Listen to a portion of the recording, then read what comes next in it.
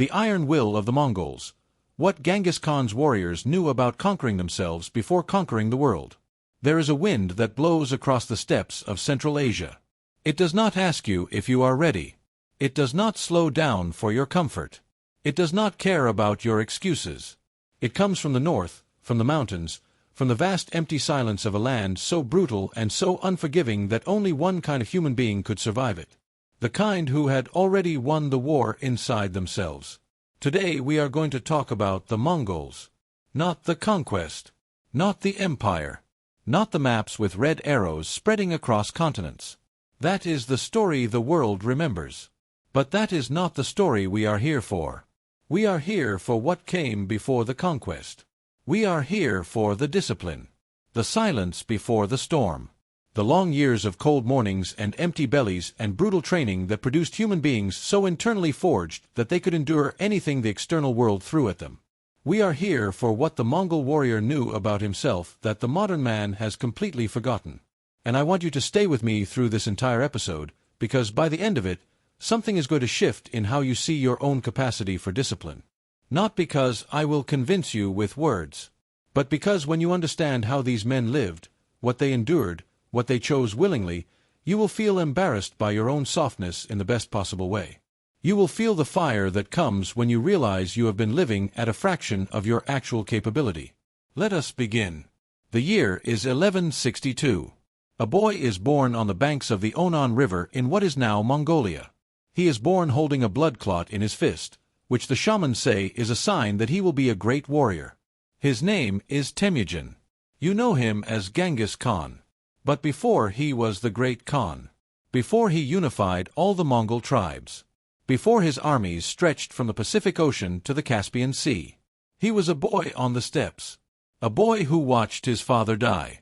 A boy who was enslaved. A boy who was abandoned by his own clan.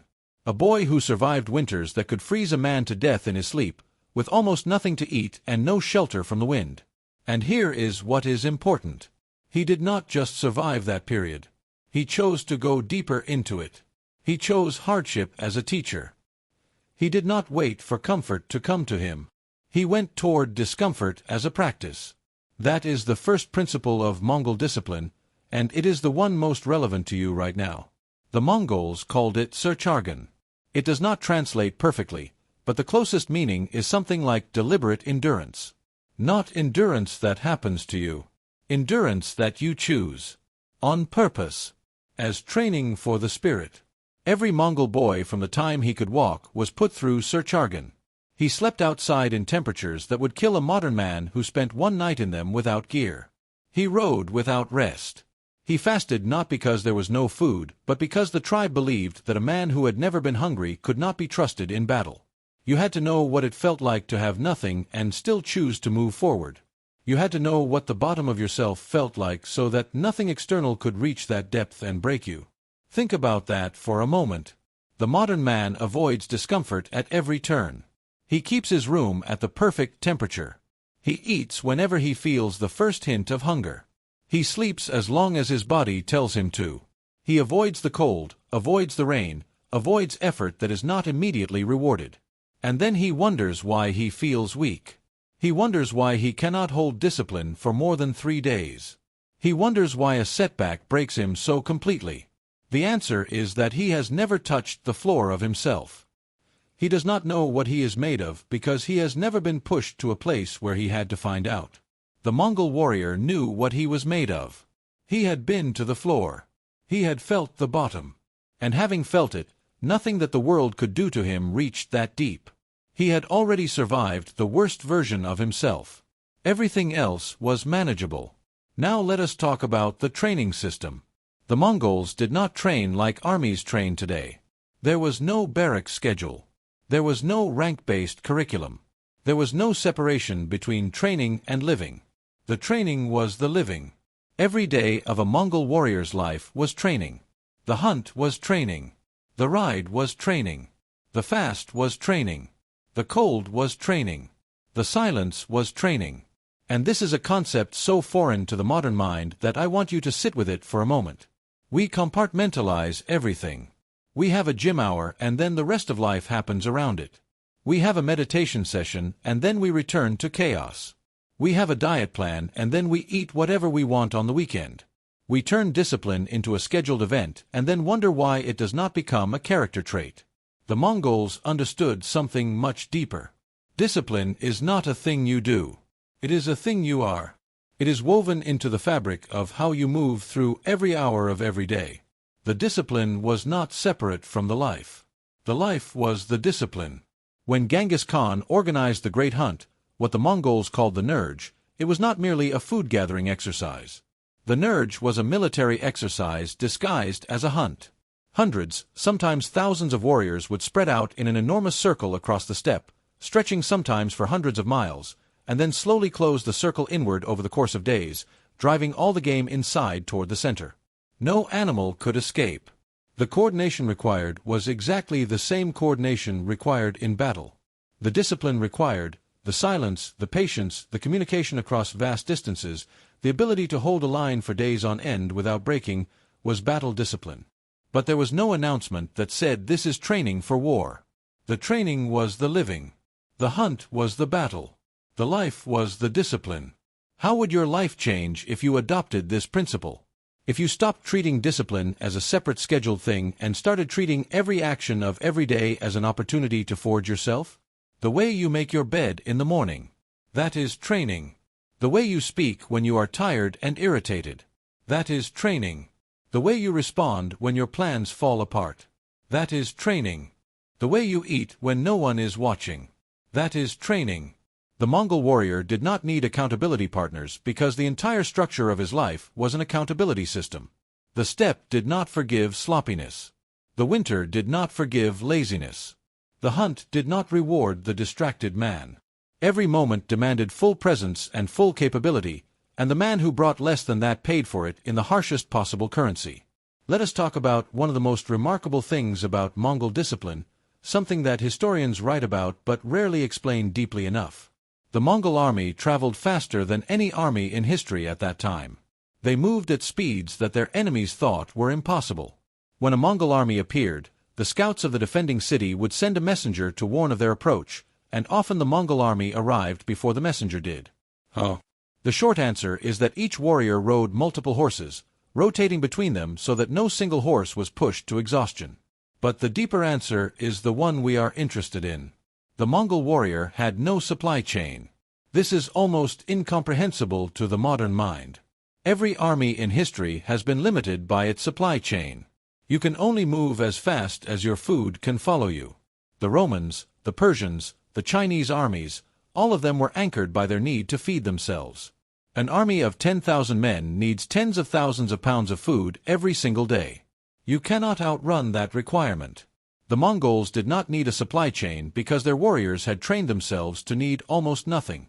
They ate dried meat and dried milk curd.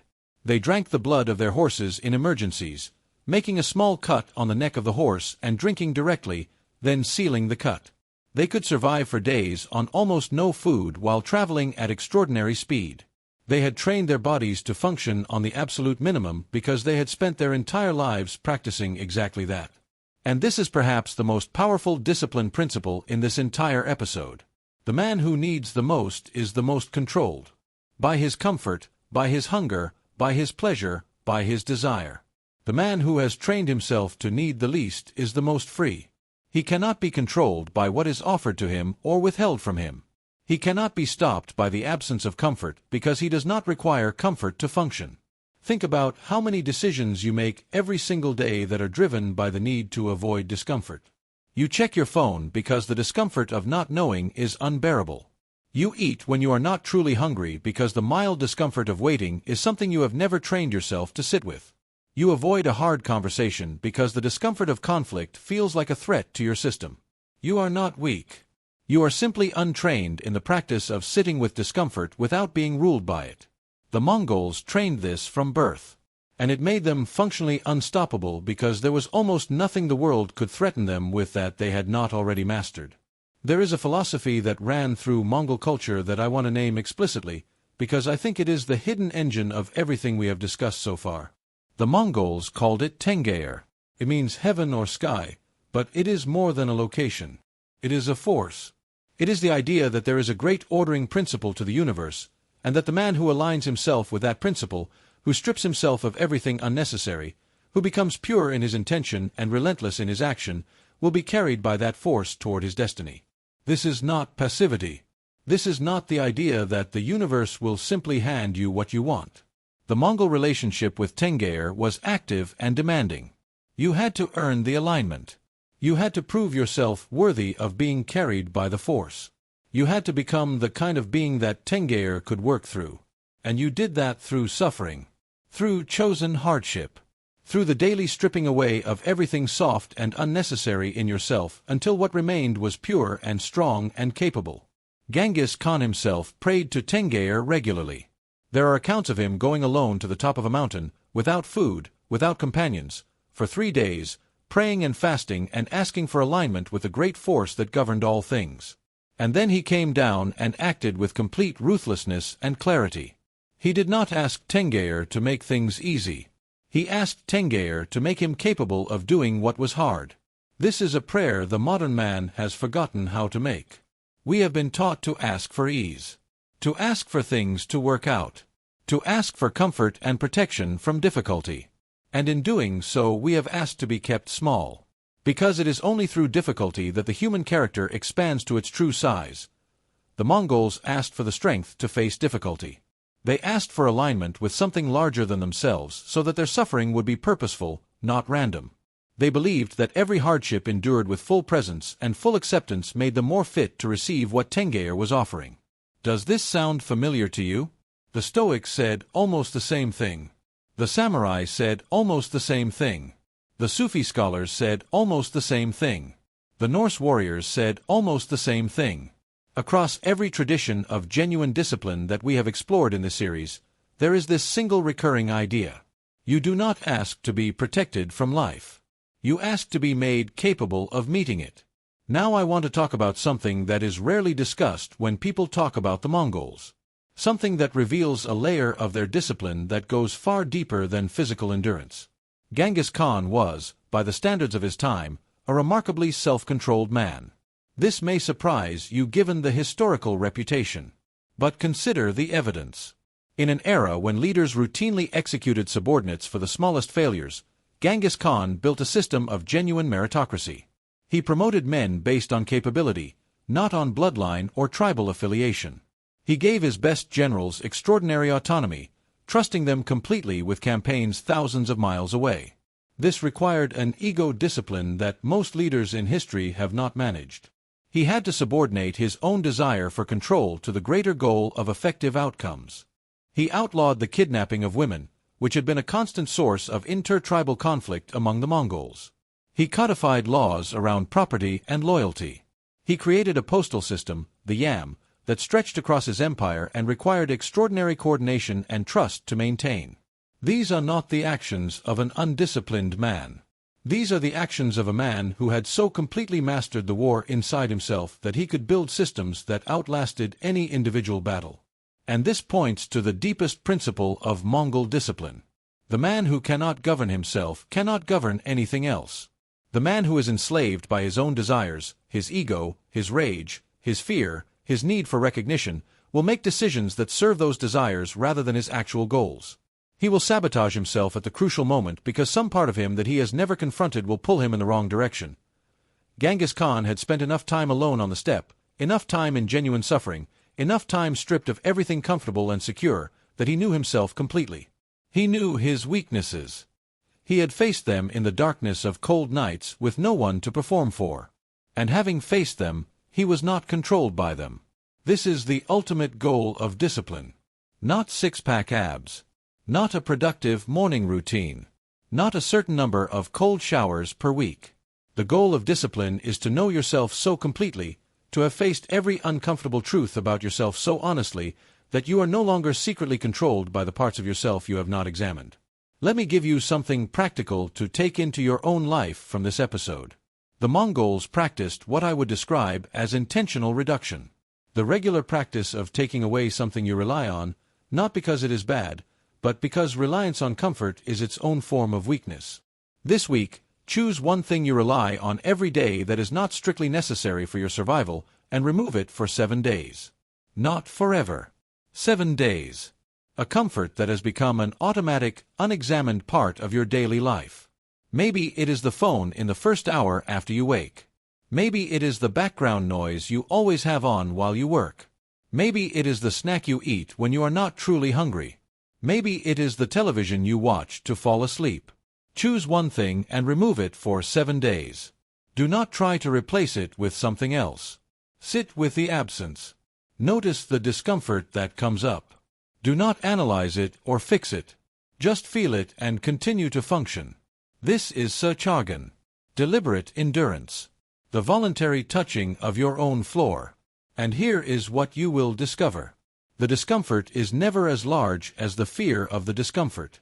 The mind makes the anticipated suffering much larger than the actual suffering. This is true in every tradition we have explored on this channel, and it is true in your own life right now. The moment you actually sit with the absence, the moment you actually feel the discomfort without flinching, something extraordinary happens. A quiet strength begins to emerge from underneath the discomfort. A recognition of your own capacity. A small but real taste of what the Mongol warrior felt after surviving another night on the frozen steppe. You are still here. You are still functional. The thing you thought you needed, you do not actually need. And that knowledge changes something fundamental in how you move through the world. There is one more story I want to leave you with before we close this episode. There is a moment recorded in the chronicles of the Mongol Empire, a moment that historians note, but that I think contains everything we have talked about today in a single image. Before a major campaign, Genghis Khan would gather his generals and his sons, and he would ask them a question. He asked them, "What is the greatest joy available to a man?" His sons and generals gave the usual answers. Victory in battle. The love of a beautiful woman. The taste of good food after a long fast. The warmth of a fire after a cold night. And Genghis Khan shook his head. He said, "The greatest joy available to a man is to take what his enemies have and make it his own. To ride their horses. To sleep in their tents. To hold what they thought was secure." Most people hear this and think he was talking about conquest. About external victory. I think he was talking about something else entirely. I think he was talking about the war inside himself. The enemies he was referring to were not armies. They were the parts of himself that told him to stop. The voice that said it was too cold, too hard, too far, too long. The impulse toward comfort. The desire to rest before the work was done. The fear that lived at the base of every man who had not yet chosen to face it. The greatest joy is to take what those enemies have and make it your own. To take the territory of your own weakness and build something permanent there. To ride through the parts of yourself you always avoided and claim that land for who you are becoming. This is the discipline of the Mongol warrior. This is the iron will that moved faster than any army in history. Not because of some genetic gift. Not because of some supernatural power. But because these men had spent their entire lives choosing to move toward the thing that was hard, until the thing that was hard became the thing they were made of. And that is what I want to leave you with today. You have more in you than you are currently using. I do not say that as a motivational phrase. I say it as a provable fact, provable by the thousands of years of human history that show us, again and again, that ordinary human beings who chose extraordinary levels of self-discipline produced extraordinary results. The Mongol warrior was not a different species. He was a human being who had been trained from birth to face himself completely and to keep moving. You can begin that training today. Not by conquering an empire. By choosing one small discomfort and sitting with it. By asking yourself, each morning, what is the version of today that requires the most of me, and then choosing that version. The step is still out there. The wind is still blowing. The question is whether you will go to meet it. This has been SERA Self Discipline. Episode 12. Until next time. Stay hard. Stay honest. Stay in motion.